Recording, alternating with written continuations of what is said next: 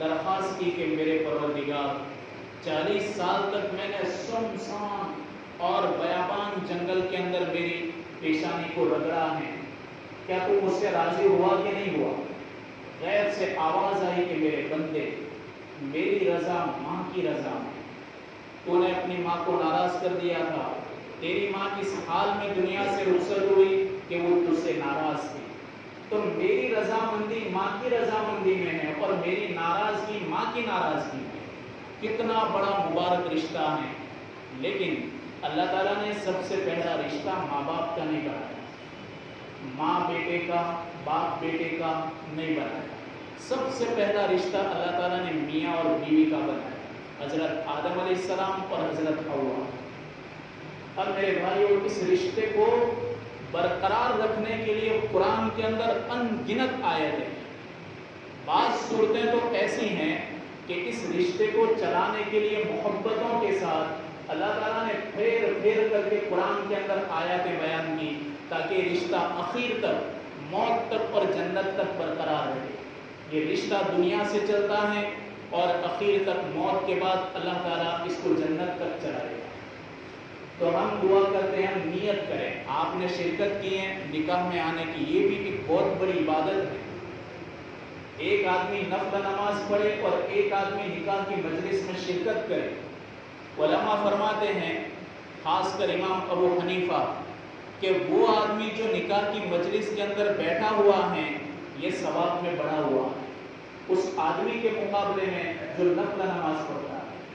تو ہم نیت یہ کریں گے، جیسے ہم عبادتوں کے اندر، ابھی ہم نے ظہر کی نماز پڑھی تو نیت کی نا کہ امام صاحب کے پیچھے ہم 4 رکعت پڑھ رہے ہیں، ظہر کی فرض نماز پڑھ رہے ہیں، تو ہم 2 ایمان والے، ایک یہ اور وہ لڑکی، 2 ایمان والوں کے ایسے عمل کے اندر ہم نے شرکت کی ہے کہ جس کی بنیاد پر انہوں نے اپنے ایمان کو محفوظ کر لیا۔ اس لیے کہ اللہ کے نبی نے فرمایا کہ بندہ جب نکاح کرتا ہے تو وہ اپنے آدھے ایمان کی حفاظت کر لیتا ہے، فَلْيَتَّقِ اللَّهَ فِي النِّصْفِ الْبَاقِي، اب باقی آدھا ایمان رہا اس میں اللہ سے ڈرتا ہے۔ تو اتنے عظیم عمل کے اندر ہم یہاں جمع ہوئے ہیں، اللہ تعالیٰ ہمارا جمع ہونا قبول فرمائے اور ہماری یہ مجلس بھی قبول فرمائے۔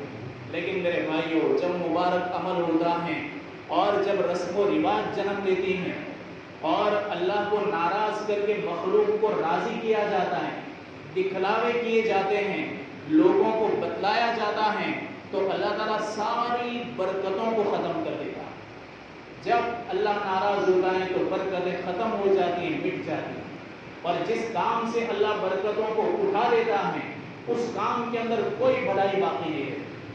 آپ دیکھو ہماری برادری کے اندر، ہم سبھی کی برادری کے لوگ ہیں، ہماری برادری کے اندر ایک نکاح پہلے ہوتے تھے، ہمارے بڑے بوڑھے ابھی بھی ہیں جنہوں نے نکاح وہ دیکھے سادگی والے، اور ایک تو ہماری یہ نئی نسل جو شوقین بنی ہے موبائل کے ذریعے، غیروں کو دیکھ کر کے، ان کے طریقوں کو دیکھ کر کے، اب یہی رسمیں ہماری سماج کے اندر بھی جنم لیتے ہیں، چاہے ہمارے ادھر ہو چاہے ادھر ہو۔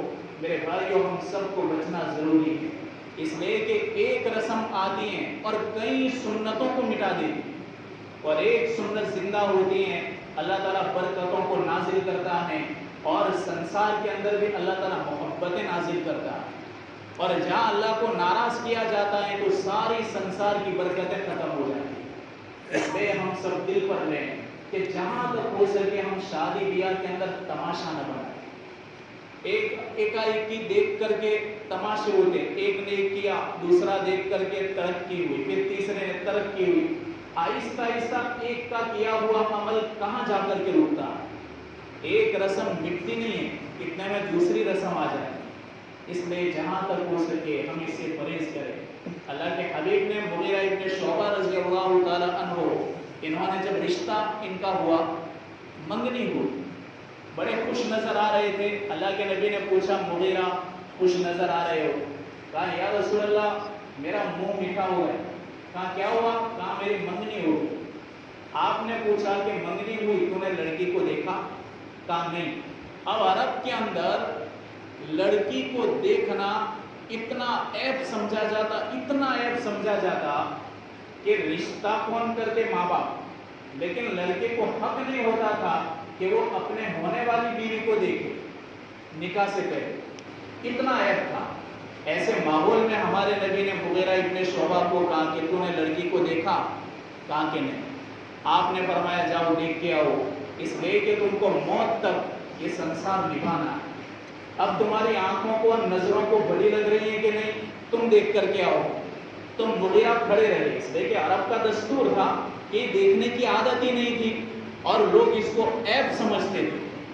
تو سماج کے اندر یہ عیب سمجھا جاتا تھا تو مغیرہ ہٹتے نہیں تھے. ہمارے نبی نے کہا جاؤ، نبی کا حکم ہے. اللہ کے حبیب کے حکم کی وجہ سے مغیرہ ابن شعبہ گئے لڑکی والوں کے گھر. اب جانے میں تو چلے گئے لیکن وہاں جا کر کے پھر وہ سوچنے لگے کہ میں ان کو کیا کہوں. سوچتے سوچتے ان کے دل میں بات آئی کہ میں ان کو صرف اتنا کہوں کہ میں اپنی مرضی سے نہیں آیا ہوں، اللہ کے حبیب نے مجھ کو بھیجا. اللہ کے نبی کا نام لے لوں گا اس لیے مجھ کو عیب نہیں لگی. دروازہ کھٹکھٹایا تو لڑکی کا باپ باہر آیا. کہا کہ کہاں جا رہا ہے؟ کہا کہ میں لڑکی کو دیکھنے آیا. اب وہ عیب کی بات تھی تو باپ تعجب کرنے لگا کہ تو لڑکی کو دیکھنے آیا. اس نے اپنی بیوی کو بولا کہ ادھر آؤ، یہ دیکھو ہونے والے جمائی راجا لڑکی کو دیکھنے آئے. اب بیوی بھی تعجب کرنے لگی تو انہوں نے کہا مغیرہ ابن شعبہ نے کہ دیکھو میں اپنی مرضی سے نہیں آیا، نبی کریم صلی اللہ علیہ وسلم نے مجھے بھیجا. لڑکی نے جب یہ بات سنی، اللہ کے نبی کا نام سنا تو اپنے ماں باپ کو کہنے لگی کہ میرے ماں باپ، یہ جس کا نام لے رہے ہیں ان پر تو ہم ایمان لائے اور ہمارا ایمان ہے کہ وہ اللہ کا رسول ہیں. اب اس کی بات کو اگر تم نے ٹال دیا تو مجھے رشتہ منظور ہے جب تک کہ یہ مجھے نہ دیکھ لے، اس لیے کہ اللہ کے نبی کا حکم ہے. دیکھو ہر جگہ پر اللہ کے حبیب کے حکم کو دیکھتا ہے ایمان والا. اس کے بعد لڑکی کو دیکھا، جو پہلی مرتبہ دیکھا، پہلی مرتبہ دیکھ کر کے اللہ کے نبی کے پاس گئے. کہا کہ یا رسول اللہ دیکھ کر کے آئے. آپ نے پوچھا کہ تمہیں رشتہ پسند آیا؟ لڑکی پسند آئی؟